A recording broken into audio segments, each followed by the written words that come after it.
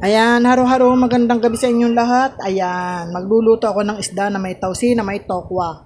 Ayan na yung aking bawang, sibuyas, kamatis, luya, nahiwa ko na. Hiniwa ko na. At syempre, kailangan talagang hiwain, di ba? Bago igisa, ayan. Ayan, thank you, ayan na. Tapos ito naman yung aking kinchay at saka tausi. Ayan, tausi nakabalot sa pula, ayan. Tapos yung seasoning, ayan. Hiniwa ko na rin yung kinchay. Kailangan kasi may kinchay yung tausi na may isda. Isda na may tausi. Ayan. Ayan na yung kinchay. Ayan na yung kinchay. Hiniwa ko na. Hiniwa-hiwa ko na. Tapos, ayan naman yung tokwa. Tokwa. Tokwa yan. Hiniwa ko na sa gitna yung tokwa. Tapos ipiprito ko yan. Ngayon puti yan. Mamaya kulay brown na yan pagka naprito na. Siyempre. Kasi makapal kung di mo hiwain sa makapal. Ayan, tapos ito naman yung aking isda. Yung isda na pinirito na. Naprito na yung isda, piniprito ko pa yung iba. Yan yung isda na pakalaki-laki, ang hirap hiwain, ang hirap tagain. Hindi ko maintindihan mo, iba-iba ang sukat ng size ng hiwa. Kasi ang hirap gawin. Ang hirap gawin, ang laki kasi ng isda. Grabe yung isda, ang laki-laki galing Mindoro. Ay, grabe. Pambira yung isda, ayan. Tingnan mo naman yung isda, iba-iba yung hiwa. Tingnan mo isa nakabukaka.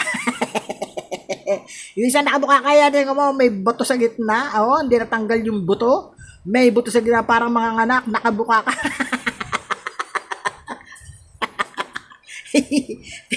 Ang pangit ng itsura. Ayan. Iba-iba yung size ng hiwa, di ba? Ang galing kung maghiwa kasi ang hirap kayang tagain. Ang laki-laki ng isda. Ayan na. Magisa na ako ginisa ko na yung luya, tapos ginisa ko ng luya. Nagisa na ako, ginisa ko ng luya, tapos isusunod ko na yung bawang. Ayan na yung bawang. Ayan. Nagisa na yung bawang. Papulayin natin yung bawang, tapos ilalagay ko na yung sibuyas pagkatapos. Ayan. Hirap mag-video. Ang hirap mag-video ng hawak mo yung camera, tapos hawak mo yung sandok. Ayan na yung sibuyas. Ayan na yung sibuyas. Ayan, yan na yung sibuyas. Ang hirap kayang tagain. Hindi kagaya ba nung bumili ka ng isda sa palengke, sila na yung tataga, di ba? Hindi, kasi yung isda galing galing Mindoro, dala nung anak ko. Grabe, ang laki ng isda. Hindi naman nila napahiwa, siyempre yun, dahil tawag doon, naka-yelo, nagyayelo. Inuwin nila na nagyayelo, ayan. Tapos, ang laki-laki, hindi kasi sa rep. Tinaga ko pa, Diyos ko, hindi kasi sa rep. Tinaga ko pa yon. Ayan. Tapos ayan na yung sibuyas. Ayan na yung sibuyas. Tinaga ko na. Nilagay ko na yung sibuyas. Ayan. Di ba pag bibili ka sa palengke, di ba? Sila na mismo maghihiwa. Ayan, nilagay ko na yung kamatis. Siyempre yung kamatis, pipisa-pisain para lumabas yung katas. Ayan.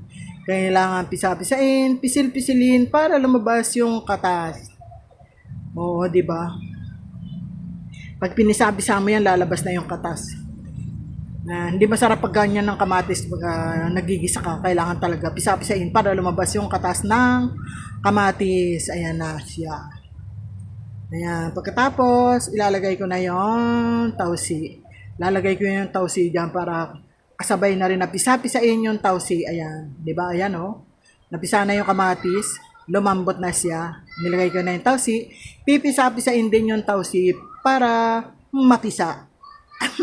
Para mapisa. Pinisa-pisa para mapisa. Diba? Tapos nilagay ko na yung isda. Yan na yung isda. Inuna ko yung isdang nakabukaka.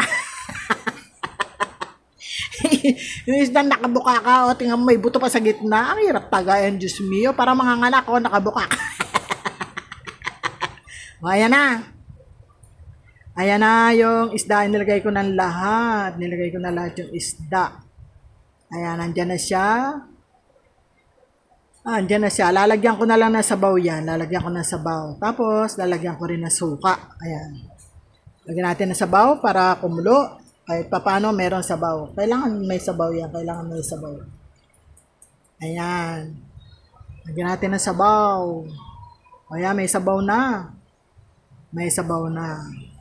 Ang bango kaya ng amoy ng kamatis. Ayan. Ang bango ng amoy ng kamatis. Ayan. Nilagyan ko na ng sabaw, tapos pakukuluin ko na yan. Lalagyan ko pa pala ng suka. Wala pa yung suka. Lalagay ko na yung suka. Di ba? Ayan, nilagay ko na yung suka. Ay, ang hirap kaya. Ang hirap kayang tagayin ng isda pagkalaki-laki. Grabe. Ang hirap. Hindi ko naman agad naluto. Nilagay ko pa sa ref. Hindi kasi sa ref. Kaya ang ginawa ko, tinaga ko talaga. Pinagtataga ko ng malaking kutsilyo. Grabe. Yung bibili ka kasi sa palengke, sila na yung maghihiwa, di ba?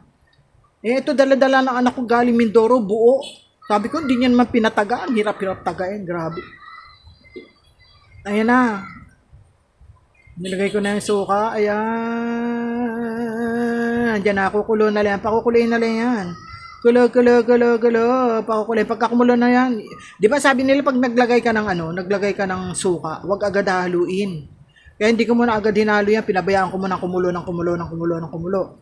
Tapos ikukunti naman yung sabaw. Dinagdagan ko pa ng sabaw yung kukunti. Ayan na. Tapos yan. Dahil kulong-kulo na yan, ilalagay ko na yung tokwa. Ilalagay ko na yung tokwa dyan. Maluluto na yan guys. Ayan, kulo na eh. Kulong-kulo na. Ayan. Yun mang isda niyan, luto na yan kasi naprito na, di ba? Naprito na. Ang ganda ng hiwa ko ng isda, di ba? Pantay. Ang galing ng pagkakahiwa ng aking isda. Oo, pero ang sarap ng isda. Hindi ko alam kung pampano yan o talakito. Kaya ang laki, hindi ko alam ang pangalan. Hindi ko alam ang pangalan ng isda na yan. Pero ano siya, yung malinamnam yung laman. Ayan, luto na yan, kumulo na yan. Lalagay ko na yung tokwa. Ayan na yung tokwa, nilagay ko na yung tokwa. Luto na rin naman yung tokwa kasi naprito yan, di ba? Kaya pag kumulo yan, luto na rin yung tokwa. Ayan, pakukuloyin na lang yan. Halo. Ang bango guys, ayan. Nilagyan ko rin ng kaunting asukal. Pero hindi ko na yan nilagyan ng asin kasi yung isda, nung pinirito ko, marami yung tinimpla ko ng asin. Hindi ko kasi agad na prito yan, nilagay ko muna sa ref, kaya dinagdagan ko yung asin. Kaya hindi ko na yan tinimplahan ng asin. Ayan, nilagyan ko ng kaunting asukal para bumalance ba yung lasa. Ayan, manamis na miss, alam niyo na, ayan. Ayan na, nilagay ko na yung pangalan niya, kinchay.